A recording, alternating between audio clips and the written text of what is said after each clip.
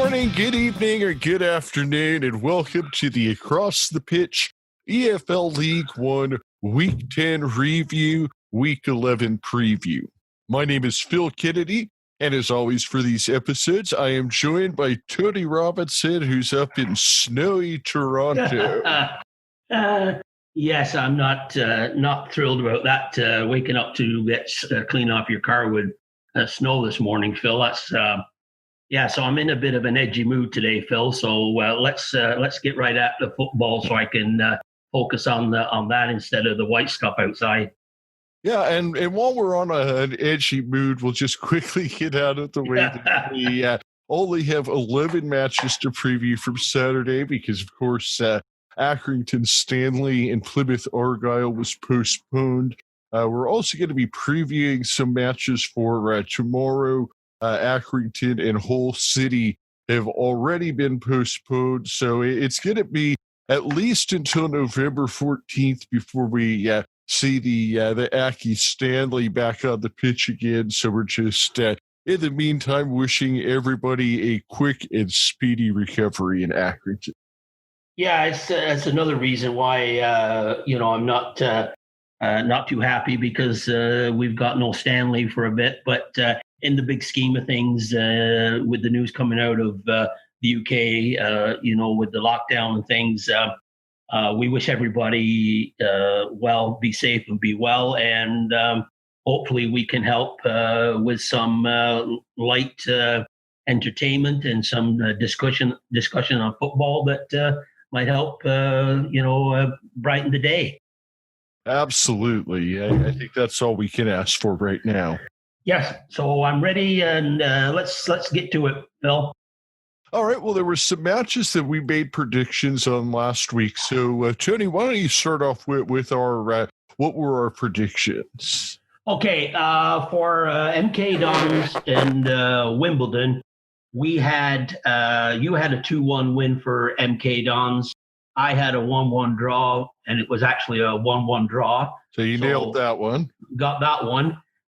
Portsmouth was you had 0-0 draw.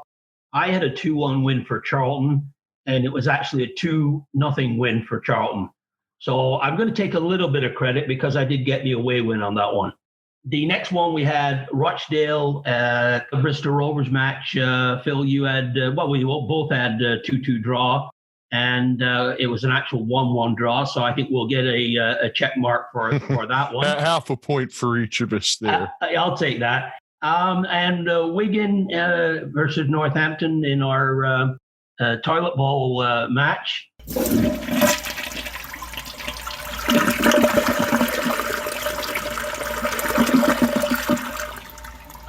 I had a 1-0 win for Wigan. You had a 2-1 win for Northampton, and you were pretty darn close because it was an actual 3-2 win for Northampton. So you get half a mark on that one, Phil. So overall, we didn't do too bad on the predictions.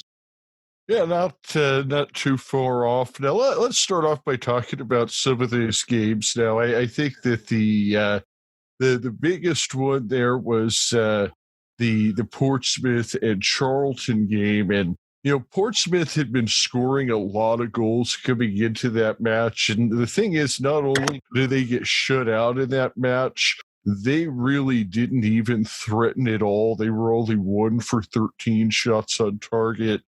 Charlton was 3 of 5 shots on target. So this is just really a game that goes to prove that it's the quality of shots and not the number of attempts. I mean, Ben Amos really didn't even have to work to get his 7th clean sheet of the season. And, Portsmouth, they seem to be a team that plays better on the road than they do at home. And I just wonder if maybe that has to do with the pressure from the home crowd.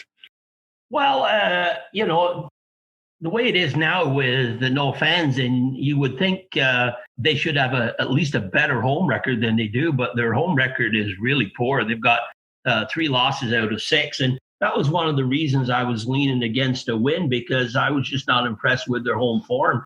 And they had the larger amount of the ball. It's just that they weren't very efficient enough in 13 shots, but as you mentioned, only one on target. So it was a poor effort, inconsistent effort, I should say, for Portsmouth. Yeah, and I used the word crowd, and that was the wrong word, obviously, because you're still crowds. But I guess I was just more getting along the lines of it seems like, maybe they feel more pressure at home with the media attention and all Yeah. that. Because, I mean, certainly it's something where in Portsmouth, you're under a bigger magnifying glass of the average League One team would be. Yeah, and you got to give credit to Charlton because they're on a team on a mission right now, probably one of the hottest teams, if not the hottest team in the division. 2 goals at the number 10 Aneki, who scored in the 82nd minute with a beautiful header. And he could have had a couple of goals. Very impressed with him.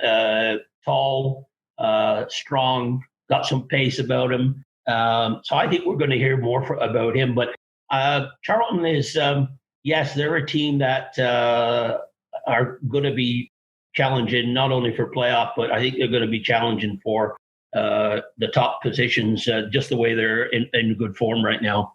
Yeah, I think that you've hit the nail on the head there with a lot of those points. Now, moving ahead, let's look at the Dons Derby, if you will, and this one ended 1-1. Both goals came very early, and you'll never guess who scored for Wimbledon. Well, yes. I mean, if it wasn't for the number 10 Piggott, Wimbledon would be in a lot of trouble because he could really, if you watch the highlights of that one, Phil, he could have had a hat trick. Yeah, I mean, he's just having an outstanding season, and like you said, he had 3 out of 4 shots on target. He drew a foul. I mean, he's just a guy who's out there, doing a lot of things. Connell Sherman, he did not have his normal great game as he let in the only shot that he saw all day, and it was an interesting game because AFC Wimbledon was 5 out of 10, 50%. MK Dons, 1 out of 9, 11%. So, like you said, I mean, this game easily could have gone to AFC Wimbledon. And I think that you have to give Andy Fisher, the MK Dons keeper who made 4 out of 5 stops. He was probably man of the match here. Well, if you look at the 2 matches we've seen so far, both away teams have liked to give away possession, but both teams have been efficient with their chances. So they seem to look for the chances and take advantage on the counter. And I think when you look at AFC Wimbledon with only 31% and coming away with a draw, which probably they're feeling they should have won that match. It's 2 teams that really wasn't a classic, but I think AFC Wimbledon would feel a bit hard done by with not getting a win.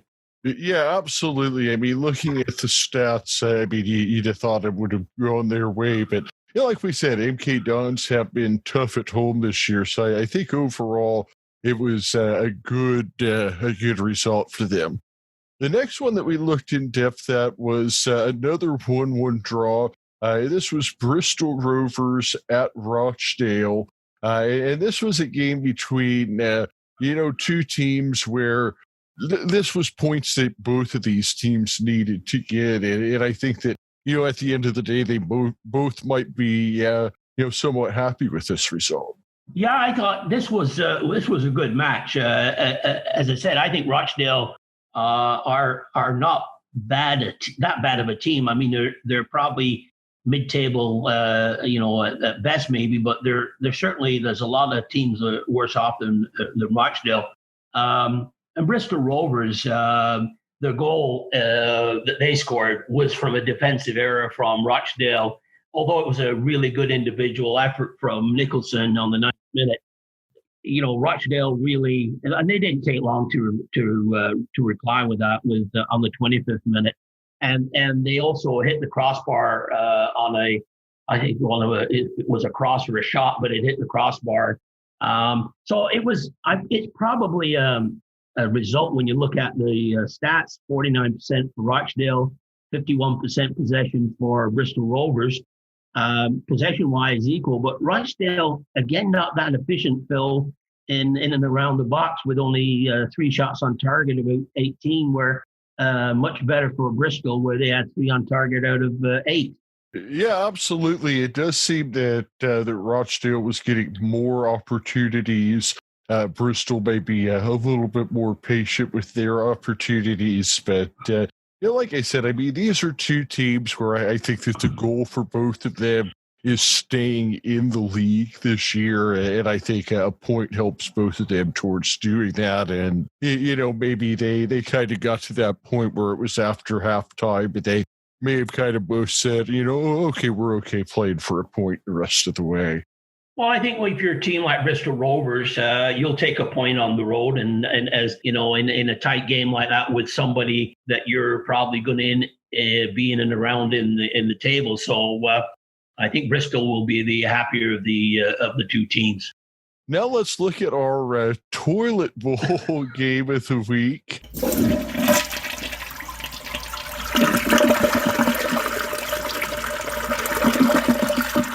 In this one, I remember I had gone 2-1, and you said you didn't think they were going to get that many goals. It ended up 3-2. Northampton, the road winner over Wigan, and kind of like I thought, it just seems that Wigan is probably relegation bound with all the issues they have going on, and they don't seem to be showing up week in and week out.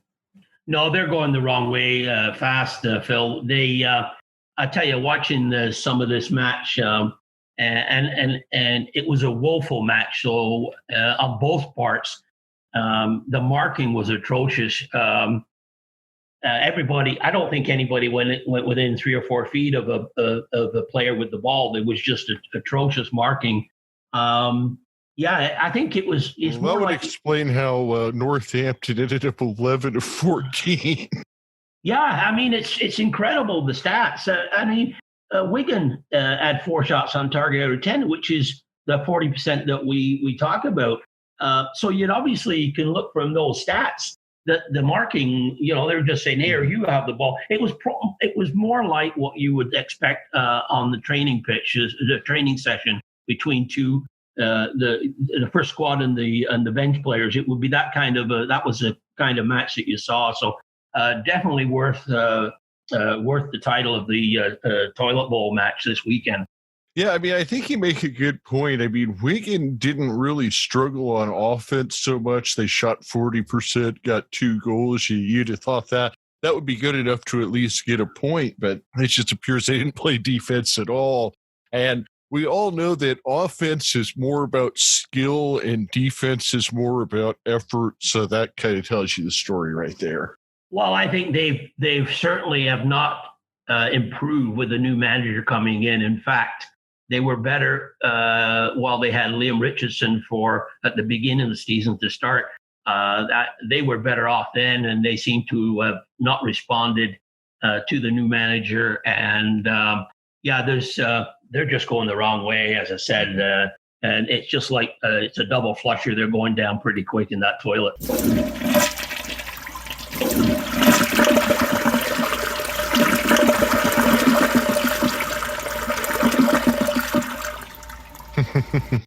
Well, let's move on to the rest of our matches here. The first one was Sunderland getting the 2-0 road win over Gillingham. And, I'd like to say that this is an interesting result, but I mean, this is just a typical Sunderland game this year. 2 late goals. Are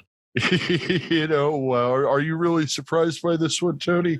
No, I'm not really, but when you look at, you think 2-0 win for Sunderland, that's, obviously, well, to be expected. But Gillingham had a player sent off in the 61st minute, and the Sunderland didn't break through until the 84th, and that was on a penalty. And then they got one in the 94th minute. So Sunderland might just want to be happy they get on the bus and get out of town quick, because it certainly is not the result. It's the result they wanted, but not how they got it is not probably the way they wanted. Yeah, I mean, I look at the shots on target and I see Sunderland 3 of 20, 15%, Gillingham 1 of 7, 14%. I mean, those are toilet bowl-esque stats right there. Mean, this wasn't a pretty game by any mean, but I mean, I think that's Sunderland. What they're trying to do is, win ugly and just get out of the league. And, to me, this was a quintessential 2020, 2021 Sunderland game. And Sunderland remind me of Portsmouth in that they're better, seem to be better, and they're getting better results on the road than they are at home. And that's not always a good thing, because your road form can change pretty quickly, where your home form should be, you hope, is more consistent. So anyway, yeah, it was a result you expected, but not how they got there. Yeah, you have to wonder if maybe playing in those big cavernous stadiums like the Stadium of Light, or even at Portsmouth to a smaller degree at Fratton Park, if it's just maybe more intimidating kind of looking up and just seeing all of those empty seats, as opposed to going into a Webb Stadium, for instance, and 2,000. But both those stadiums, Phil, both sets of fans, if the team is not playing well, they'll let them know, and that can be just as hard as playing in front of an empty stadium. So I really just, when there's no fans in there and both teams are struggling at home, it just makes you scratch your head. Absolutely. The next one was a pretty big match in a sense of where the teams are at in the table. That was Lincoln City getting their second loss of the season, falling 1-0 to Doncaster at Keepmoat Stadium. So when I look at this match, the thing that obviously jumps off the board at me is that Lincoln was 0 for 14. So they didn't really make Joseph Bursick work at all. Alex Palmer, he was his normal good self, stopping 5 out of 6 shots. But I think one thing that kind of caught my attention today is, we've been talking about George Grant. Right now he's tied for the Golden Boot lead with 6 goals. However, 5 of his 6 goals are penalty kicks. He's already attempted 6 penalties, which are twice as many as anybody else in the league. So, I mean, it really seems like Lincoln isn't scoring unless they're getting a penalty kick. So I think that has to be some kind of a concern for Michael Appleton. Well, as I say, I've been impressed the way they've played to date. I am not 100% yet on their bandwagon, and we'll have a better discussion on that team and others when we do our review of our preseason picks, Phil, and we'll have a better understanding, hopefully, that at that point. Next up is another game that was in the running for the Toilet Bowl, and that was Burton Albion and Blackpool. This game was at Burton, but it was Blackpool getting the 2-1 win, and it wasn't pretty. He had an own goal in this one, so Blackpool actually scored all 3 of the goals. It was just one of those went into their net. Burton 1 of 10, 10%. Blackpool 3 of 14, 21%. So I'm thinking maybe this should have actually been the Toilet Bowl. Well, there's I think if you look at the performance, you could be right. There was a couple of matches that sort of were in the running, and definitely this is a big win for Blackpool. As we said, they were playing at Burton Albion away, a team that struggles. And if you want to start turning your season around, you've got to win those, especially a team like Blackpool, who's expected to be in that playoff hunt. And so this was a big win for them. They won 2 out of the last 3. So I'm not ready to say they've turned the corner, but it's certainly looking a lot more optimistic Yeah, for they've them. gotten results, but it's been ugly. And Oh yeah, I would say yeah. that I'd almost put Blackpool in the toilet bowl every week until further notice. I think you're just being a little hard on Blackpool. They are the Las Vegas of England, so but their football is hasn't been pretty this season. But this could be something that really propels them. I don't think they're going to be in the relegation battle, but at this point, I'm not sure if they're going to be in the playoff hunt either. Yeah, I think that they'll probably avoid relegation, but yeah, I mean they're not going to be as high up at the table as we thought at the beginning of the season. I don't think. No, it's Burton Albion that we should be worried about because another poor performance. And as I say, when we talk about all the teams, we can discuss at that point too. Is if there's any managers in trouble and which ones they could be, but. Certainly, Burton Albion will be in the discussion when we talk about that. The thing with Burton is they got rid of Nigel Clough in what was ultimately a cost-cutting move. And then they made Jake Buxton player manager. I don't think he's actually really played much. But to me, I think this is just a situation where they're riding out the season because they already had Buxton under contract as a player and they don't maybe have money to pay a manager. Well, don't give all the good stuff away now, Phil. We're going to have nothing for the review show. Well, let's move on to another quintessential 2021 match. That was Ipswich 1-0 at home over Crewe Alexandra. And I think that the thing you have to look at here is Thomas Ole. He must have heard us going off about Palmer and Amos last week and said, hey, I'm still one of the top keepers too. He had a 7-save clean sheet. He was named to the team of the week. And I mean, both teams had 50% shots on target. Ipswich was 3 of 6, but Crewe was 7 of 14. So, I mean, this is definitely one of those games where the goalkeeper, to me, won the game almost single-handedly. Yeah, I think Crewe really should feel hard done by because they had 57% possession. Certainly, as you mentioned, a lot more chances and a lot more on target.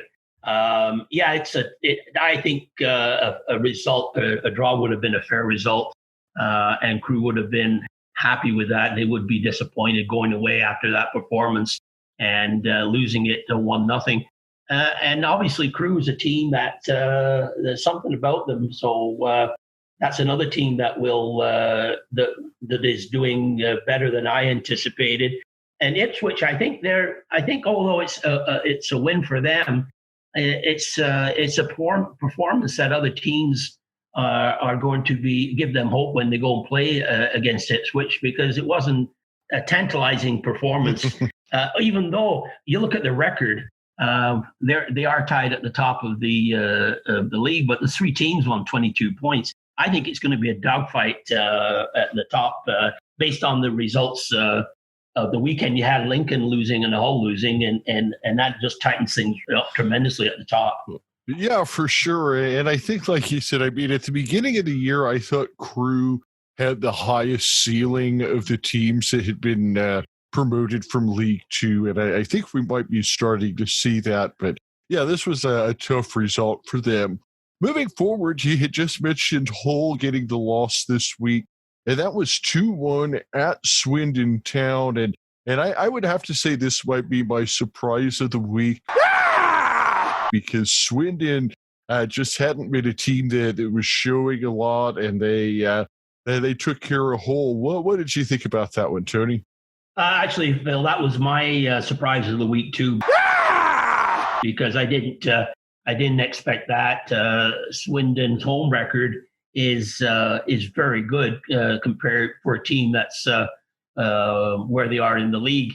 It's just that I expected more out of Hull, and I would have put down a couple of quid on a Hull victory on that one.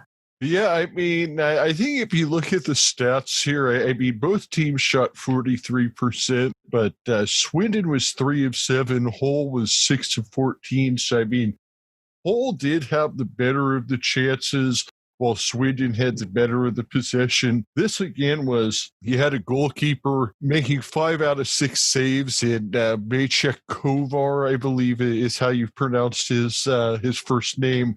But so yeah, I mean, I think what we're seeing here is that the goalkeepers have really been coming up big in a lot of these games this week and have been making the difference more so than most weeks we've seen so far this season.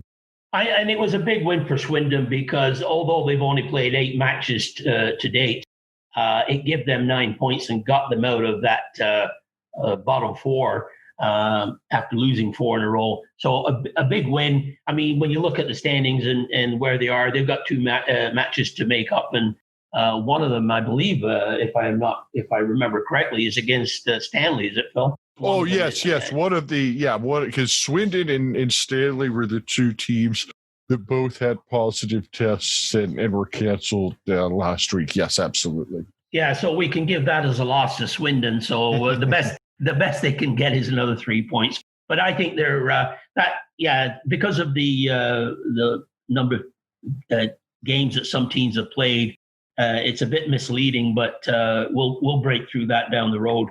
But good win, a much needed win for Swindon. Absolutely. We've got 2 matches left to go over. The first one was Fleetwood getting a 2-0 win over Oxford. And one correction I do need to make from last week. I had said that I thought Callum Camp subbed off in the 27th minute last week. He actually subbed on in the 27th minute last week. So that was a mistake on my part. So he does not have an injury, so much so to the fact that he scored in the very first minute against Oxford. I promised a Callum count, which is a total of all the goals scored by guys named Callum in League One.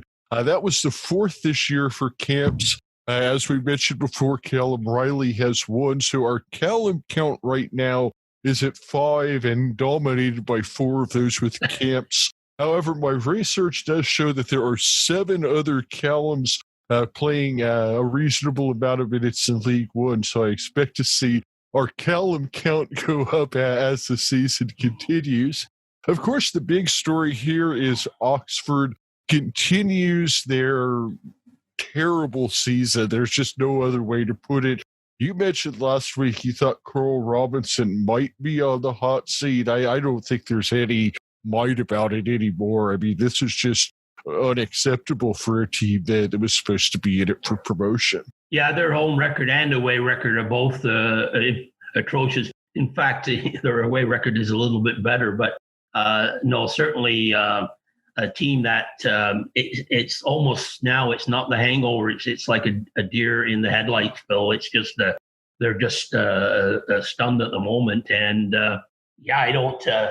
I'm completely surprised by this, but you got to give Fleetwood credit too, and I think, like you said, Camps, what a signing for them he has been, and could be, and I think probably will be the difference whether they make the playoffs or not. Absolutely. I mean, he's just been outstanding, and he's carried them this far.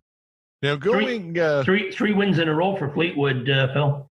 Yeah, I think that they're starting to catch the form we thought they would. And speaking of starting to catch the form we thought they would, Peterborough in our last and 11th game of this week with the 5-1 home win over Shrewsbury Town. Now, I think that anytime you see 5 goals, that would normally be a surprise of the week candidate. But I think this is just kind of what Peterborough does to bad teams. You had Dembele with the hat trick. Johnson Clark Harris had the early penalty kick, which tied him at 6 goals for the league lead with Grant. Josh Vela was sent off just before halftime for the Shrews. I mean, this was just a beatdown in every sense of the word. Well, we did say that you don't often see 4 goals scored in a League One match, but 5. I'd have to. You probably would know this, Phil, but this might be the first match of the season with 5. Is it? I'm not totally sure, but I don't remember too many others with 5 in it. I'm looking right now, Tony. I think you might be right. Yeah, that's the first time we've seen 5 goals in a match all season in League One. And if you look at this week, nobody else got to 4. Only Northampton got to 3. Everybody else was at 2, 1, or 0. So yeah, I mean, this is the 5 goals you only see a handful of times over the course of a season. And when you get 4 assists, you know you're doing something right. So yeah, I think Peterborough, and it was funny because there's been so many league changes really at the top of the division, and then now you get the Peterborough fans coming out and basically some of them saying they're gonna win the league and everything like that. As we can see, 1 or 2 matches things can change. And I think when you look at Stanley, that when they played them to start the season, and Peterborough lost to Accrington, they've only lost 2 matches. So I think Peterborough owes Accrington, a thank you, because after that loss to Stanley, they pulled up their socks and they've gone on a tear. So to the Peterborough fans out there, you're welcome. Yeah, I was kind of thinking the same thing. And early on, I had said that I thought we kind of got 3 points against Peterborough that maybe we wouldn't have, and that we, lost 3 points against Burton that maybe we shouldn't have. And that would kind of even out. And it looks like that's exactly how it's playing out. But Tony, I know you have a list of some upcoming games for tomorrow that we're going to go over. And once again, I do want to tell you, after tomorrow, November 3rd, there won't be any more League One games until November 14th. So that's going to be an 11-day break. And Tony, why don't you tell folks what we're going to do during that break before you get to those next matches? Yeah, I think this is we're probably almost a quarter through the season for most of the teams. I mean, there are some that haven't got to that number yet because of COVID. But we're going to take the opportunity, instead of just doing a match review and preview, this will be the review of our preseason picks show, where we can spend some time and take a look at the present standing, the teams, where they are compared to our picks. It's the surprise teams and the teams that have disappointed, and see how we did from our preseason pick. To be honest, Phil, I haven't even pulled that sheet of paper I had for the preseason picks. I haven't pulled that out to see where we are. So I purposely left that away to see to take a look at it when we do the review show. So that's coming up in a week's time, and that should be a lot of fun to go over every team and see where they are to what we expected. I haven't looked either, so it's going to be a surprise to both of us. Yep. All right, Tony, what were the big matches you had written down this week? And then we'll go to the toilet bowl last. I'm going to start off with Sunderland versus Ipswich. We've got 6th place, Sunderland taking on 2nd place, Ipswich. And this one really, hopefully it should be, one of the top matches of the week. But Sunderland's home record, well, I'd say it's not that bad, really. It could really be a better, as we talked about before. They've got only 2 wins, a draw, and a loss. I mean, for some teams that would seem to be acceptable, but I think for Sunderland fans, I don't think it would be. They've only scored 4 at home and they've given up 4, so it's always a tight affair at the Stadium of Light. Ipswich now, their away form is pretty good. They've for an away form, they're 2-1-2, so they've got 7 points on the road. Goal difference is +1 for them away from Portman Road. I'm going to go on this one because of the tight affair and Sunderland's form at home. I'm going to go with a 1-1 draw, Phil. Well, Tony, I was thinking 1-1 draw as well, so I think we're on the same page. What did you have next on your list? Okay, 3rd place Lincoln with 22 points at home to 7th place Portsmouth. This is interesting because Portsmouth has been better on the road. Yeah, they've got 3 wins out of 5 on the road. Scoring wise, has not been. It's been okay. It's 5 goals for and 4 against, but they got 9 points away on the road. So Lincoln yet have a really good home record. Won 4 and lost 1. I think they would have taken that any time of the, if you'd have said before the season. Oh, yeah. And they've got a goal difference of +6, which is really, really, really good. Scored 8 and only given up 2. Now, so on paper, one would think this could be a Lincoln win or a draw.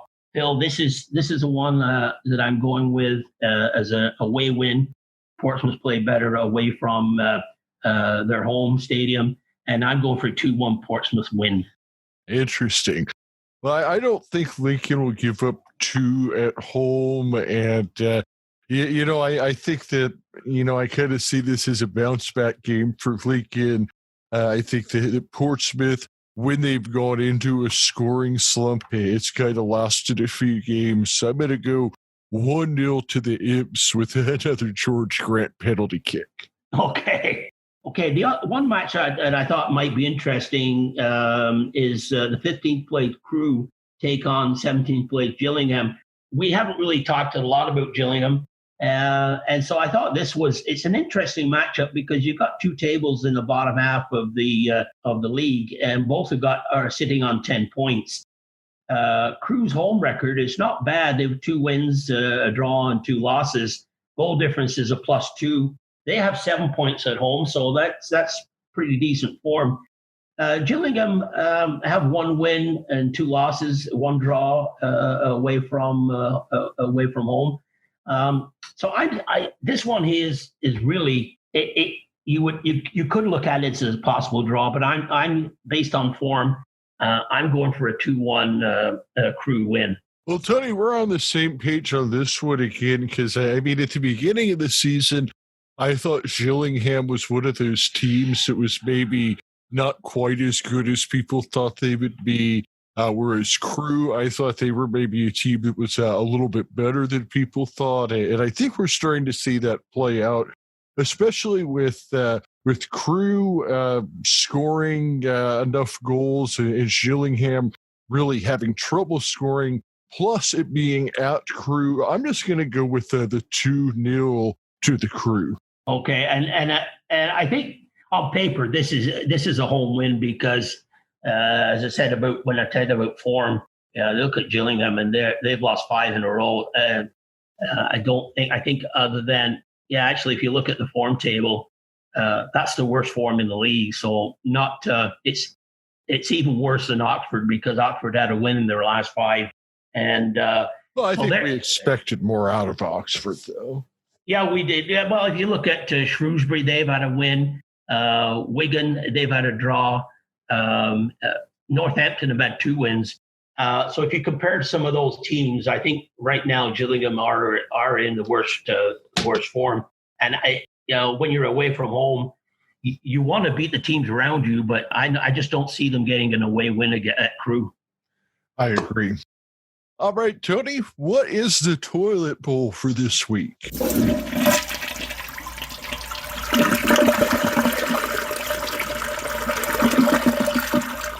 The toilet bowl is 22nd place Shrewsbury taking on 23rd place Burton Albion. Yeah. It doesn't light the fire when you look at the stats. Burton Albion, 23rd, as I say, based on or sitting on 6 points. Shrewsbury, they've only got 6 points. Their home form is they haven't even won at home, Phil. They've only got 1 draw and they've got 3 losses. Burton Albion have got 2 draws. Nobody wants to sort of win this one. I think we had this before when we had 2 teams coming together. What can you say about this one? I think this is going to be a draw 1-1. I don't think they'll see a lot of goals, and the way they're playing right now, I'd be shocked if it's anything higher than a 1-1 draw. I could see this one kind of playing out something like that Northampton and Wigan game where there's not a whole lot of defense and, teams are playing fast and loose. And I'll go 3-2 to the Shrews just to make it interesting. Well, if they play open and they don't mark their players like the Wigan Northampton match, you could well be bang on. It's just based on what you're seeing, and with Burton Albion conceding so many goals, Shrewsbury not scoring a lot. I give Shrewsbury a goal because they're at home, and just Burton are going to concede a goal. So that's where I come up with my 1-1. But it would be interesting if it was a 3-2 match. It would be certainly something to help their goal difference anyway. Yeah, I mean the 1-1 is honestly that's a score line that crossed my mind, but I figured, what fun would it be to pick the same one as you in that game? Well, it's that, yeah. This always seems to be a match there where there's a lot more goals than we expect, and maybe this is the one. Yeah, I mean, neither one of these teams are exactly defensive powerhouses, so mistakes can get made, own goals, penalty kicks, random beach ball on the field. You never know. Yep, for sure. All right, Tony. Well, I think that does it. And 7 days from today, we will be back for our quarterly season preview, and I think that'll probably be a 2-part episode as we're to go over all 24 teams. But until then, even though we're still on postponement, on Stanley on. Cheers, Phil.